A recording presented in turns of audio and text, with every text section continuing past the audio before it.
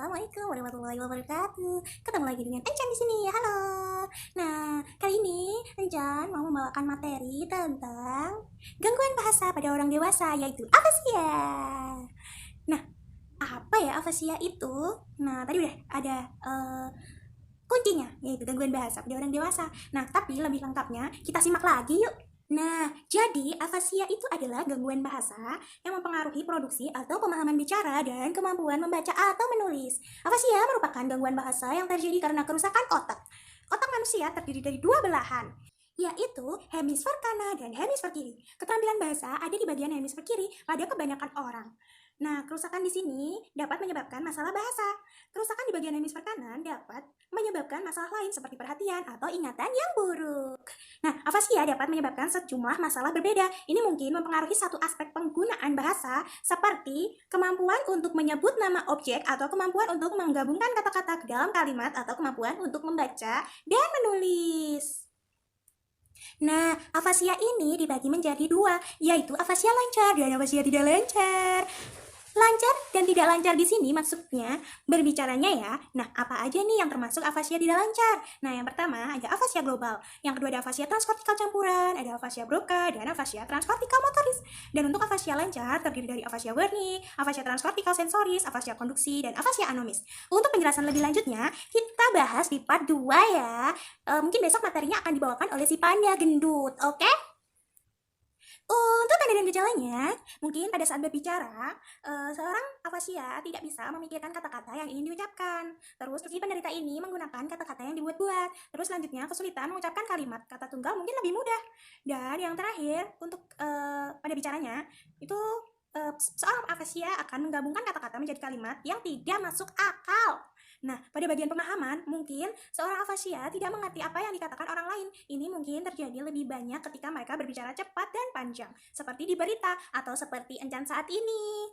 Nah, Anda mungkin juga mengalami lebih banyak masalah dengan kalimat yang lebih panjang. Terus yang kedua, sulit untuk memahami apa yang dikatakan orang lain saat berisik atau sedang berada dalam kelompok. Terus yang terakhir pada bagian pemahaman, yaitu kesulitan memahami lelucon, guyonan, parodi, atau apapun itu yang berbau guyonan. Jadi seorang afasia ini kalau ada yang ngelawak, dia akan tetap datar, nggak mau ketawa-ketawa gitu karena dia nggak paham. Terus tanda dan gejala ketika diminta membaca dan menulis, mungkin seorang afasia mengalami masalah dalam membaca formulir, buku, dan layar komputer. Yang kedua, kesulitan dalam mengeja dan menyusun kata-kata untuk menulis kalimat. Dan yang terakhir pada bagian tanda dan gejala membaca dan menulis, itu seorang afasia akan mengalami masalah dalam menggunakan angka atau mengerjakan matematika. Misalnya, mungkin sulit untuk menentukan waktu, menghitung uang, atau menambah dan mengurangi. Nah, penyebab dari afasia ini selalu disebabkan oleh cedera otak dan yang paling sering itu akibat stroke, terutama pada orang yang lebih tua. Tetapi cedera otak akibat afasia juga dapat timbul dari trauma kepala, perdarahan otak, dan infeksi. Tapi itu juga bisa datang secara bertahap dari tumor otak yang tumbuh lambat atau penyakit yang menyebabkan kerusakan progresif dan permanen atau degeneratif. Tingkat keparahan afasia bergantung pada sejumlah kondisi termasuk penyebab dan tingkat kerusakan otak. Setelah penyebabnya diatasi, pengobatan utama untuk afasia adalah terapi bicara dan bahasa. Penderita afasia mempelajari kembali dan mempraktikkan keterampilan bahasa dan belajar menggunakan cara lain untuk berkomunikasi. Anggota keluarga seringkali berpartisipasi dalam proses tersebut, membantu orang tersebut berkomunikasi. Terkadang, episode afasia sementara dapat terjadi. Ini bisa disebabkan oleh migrain, sakit kepala sebelah, maksudnya. Nah, terus ada kejang atau serangan iskemik sementara. Ini biasa disingkat TIA ya. Nah, TIA ini kepanjangan dari Transient Ischemic Attack. Ya, paham kan? Nah, lanjut ya. Sebuah TIA terjadi ketika aliran darah untuk sementara diblokir ke area otak. Orang yang pernah mengalami TIA beresiko lebih tinggi mengalami stroke dalam waktu dekat. Afasia dapat menciptakan banyak masalah kualitas hidup karena komunikasi adalah bagian dari hidup Anda. Kesulitan komunikasi dapat mempengaruhi pekerjaan, hubungan dan fungsi sehari-hari. Nah, untuk hambatan bahasa dapat menyebabkan rasa malu, depresi, dan masalah hubungan. Nah, untuk solusinya, Anda harus menemui dokter jika Anda kesulitan berbicara atau memahami apa yang dikatakan orang lain kepada Anda. Seorang dokter akan menentukan apakah ada penyebab medis untuk masalah Anda.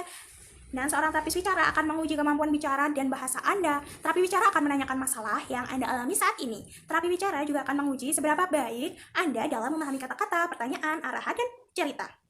Terapis bicara juga akan menguji seberapa baik Anda dalam pengucapan kata dan kalimat. Terapis bicara akan meminta Anda memberi nama objek, mendeskripsikan gambar, dan menjawab pertanyaan.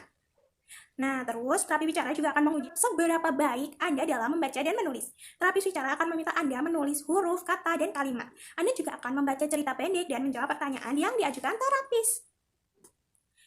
Berikut ada beberapa saran nih untuk membantu berkomunikasi dengan penderita afasia. Yang pertama, pastikan Anda mendapatkan perhatian seorang dengan afasia tersebut sebelum Anda memulai bicara. Kondisikan lingkungan tempat Anda berbicara itu tidak berisik. Yang ketiga, pertahankan suara Anda pada tingkat normal, kecuali seorang dengan afasia tersebut telah menyatakan sebaliknya. Nah, bila pasien meminta merendahkan suara, maka ya direndahkan dong. Kan kasihan nanti kalau si seorang afasia ini telinganya panas gara-gara mendengarkan suara keras kalian, ya kan? Nah, terus jaga komunikasi tetap sederhana, tetapi dewasa. Sederhanakan struktur kalimat Anda dan kurangi kecepatan bicara. Tekankan kata kunci, jangan merendahkan penderita afasia. Terus selanjutnya, beri mereka waktu untuk berbicara. Tahan keinginan kita untuk menyelesaikan kalimat atau menawarkan kata-kata. Jadi, biarkan seorang afasia itu menyelesaikan kalimatnya ya. Ya, mungkin kita punya niat baik untuk memberi saran kata-kata yang tepat, tapi jangan dulu ya, biarkan seorang afasia ini berusaha gitu ya. Nah, untuk selanjutnya, berkomunikasi dengan gambar, gerak tubuh, tulisan, dan ekspresi wajah selain ucapan. Lalu, gunakan komunikasi dengan pertanyaan ya atau tidak.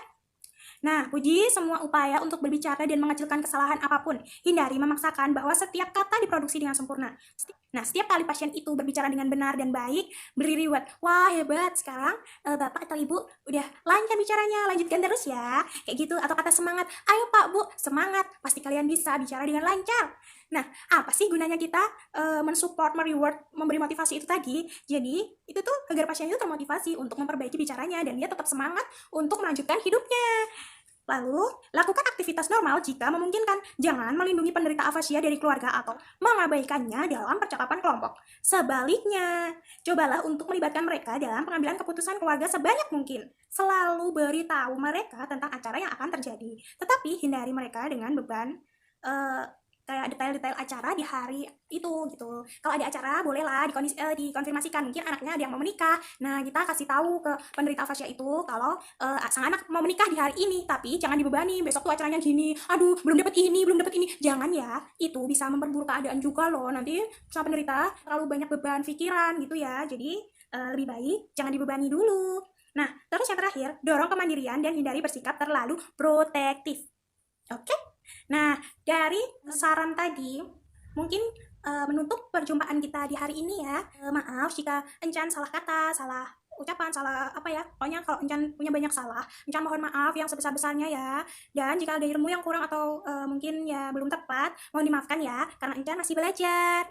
Nah, sebelum Encan tutup materi ini, jangan lupa kalian klik like, klik subscribe, dan share ke seluruh media sosial kalian. Dan jangan lupa kalau mau bertanya silahkan tulis di kolom komentar.